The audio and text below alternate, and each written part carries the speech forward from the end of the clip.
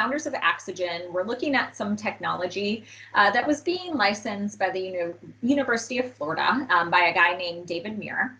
And what he was doing was looking at clearing axon growth inhibitors with an enzyme to help aid nerve regeneration. And originally, this idea was that it could be used as like an injectable that you would inject around an area of nerve injury.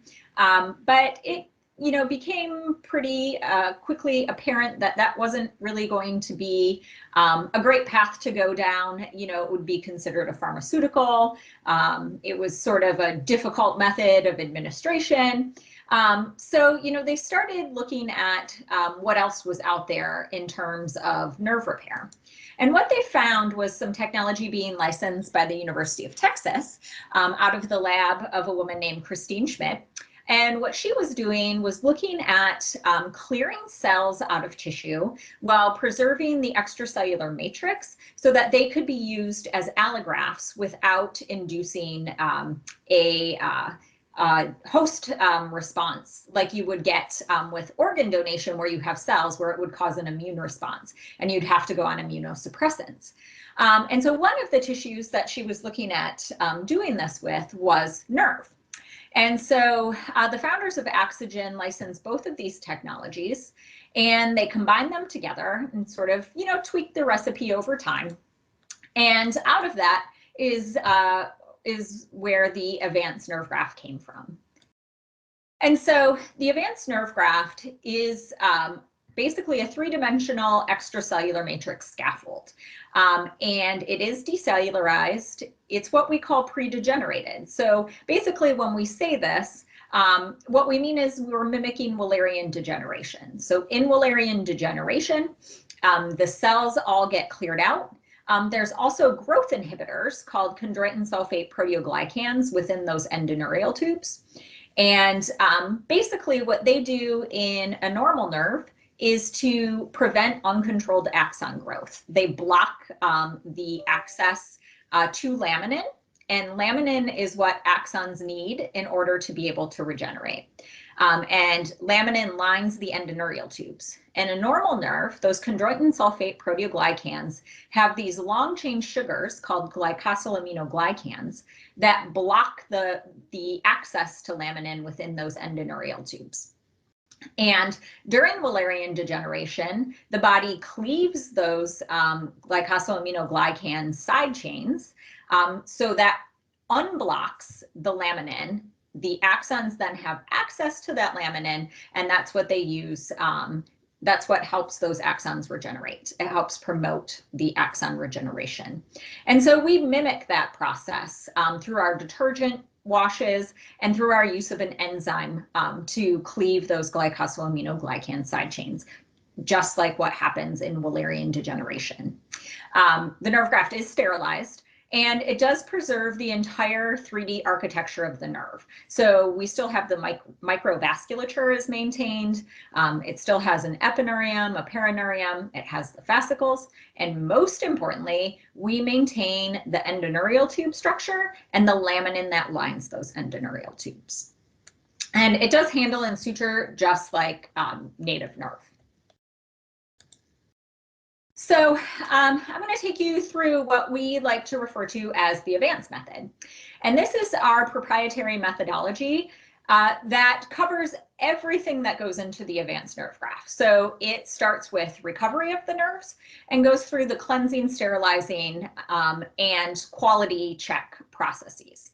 So the method begins with donor nerve recovery. And so the nerves that we use to make Avance are recovered from the thoracic outlet in the upper extremity to the wrist. And in the lower extremity, they're recovered from the hip to the ankle. And so when the nerve is recovered, the cell and axon remnants fill the endoneurial tubes, which you can see in the top right picture. You can see that those endoneurial tubes are completely clogged with axons from the donor. And then there are also chondroitin sulfate proteoglycans. And the core protein of those CSPGs is bound in that extracellular matrix structure. And then they have these chains of sugars called the glycosylaminoglycans, as I said before, which are within the endoneurial tubes and blocking that laminin. And so for processing, what we do is use a series of detergent washes to clear out those axon remnants and cells, but still maintain the entire 3D architecture of the nerve. So you can see it in the top picture where it's pink. It's a little bit hard to see in this picture, but there are lots of purple dots in that pink picture on the left, and those are all cells. And you can see those have all been cleared out. There aren't any purple dots in the pink picture on the right.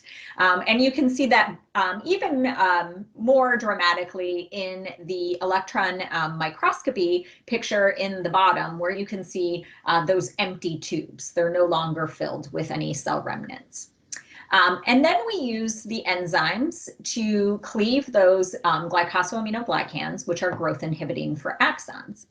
And so what we have seen in animal studies is that this has a couple of really important benefits. And so by removing those inhibitory signals, you get more axons that grow through the graft than if you just treat the graft with detergents. And you can see that in the top picture. On the left, you can see there's not very many axons. That's sort of the darker stained area compared to the picture on the right, where you see basically that whole nerve is filled with dark staining, which are the axons. And then the second important benefit is that you get more axons that grow at longer lengths through the graft, which is what you see depicted on the bottom. And so basically it increases the effective length of your graft. And this is really important because, you know, while we're the only nerve graft that is on the market currently, there is a lot of research that is done in labs looking at growth through allografts that are created in the labs. And there's lots of different ways that you can decellularize a nerve graft. You can use detergents. You can use any number of different detergents. You can freeze thaw repeatedly. That will decellularize a graft. And all of these different methods have really important implications on the structure of the graft and how much nerve growth you get through the graft. And a lot of people aren't really aware of this fact.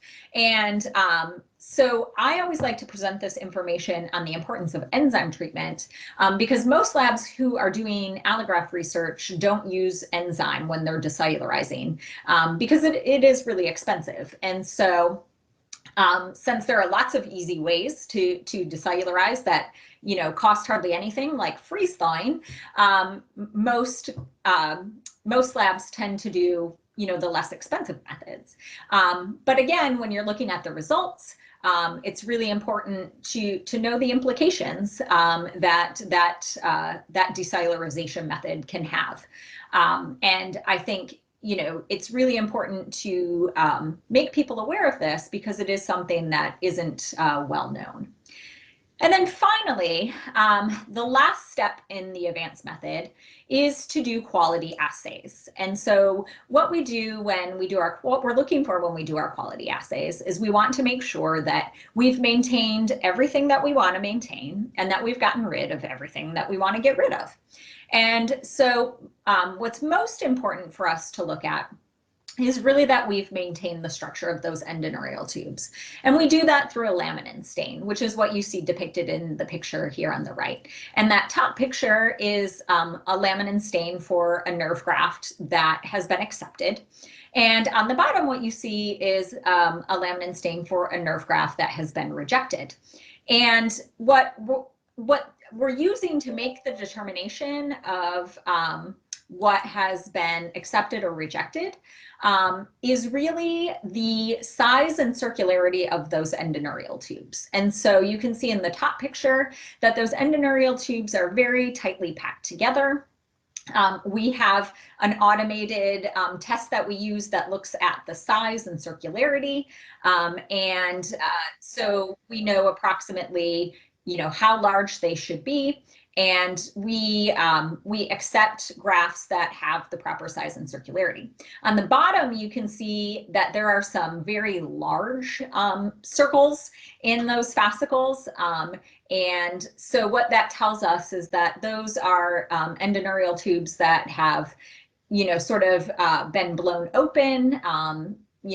Some of them may have collapsed, and so there's lots of, it's basically lots of endoneurial tubes sort of damaged, and so it creates these larger looking circles. And so we know we wouldn't accept a graft that looked like that.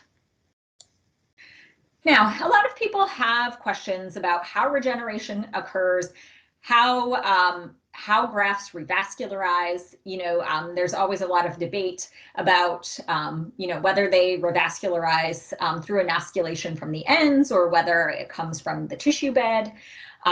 And what we found in preclinical animal studies is that really the main revascularization occurs through enosculation from the nerve ends. So that's what you see in the picture on the left. The red is depicting blood vessel ingrowth, and you can see that it's primarily coming from both the proximal and distal nerve ends, and they sort of meet in the middle.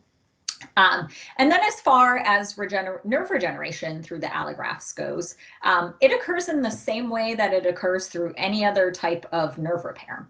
So the first thing that has to happen is these Schwann cells have to proliferate through the graft. And we see that Schwann cells enter the graft from both the proximal and distal ends. And the Schwann cells in these pictures on the right are depicted in green, and axon growth is depicted in blue.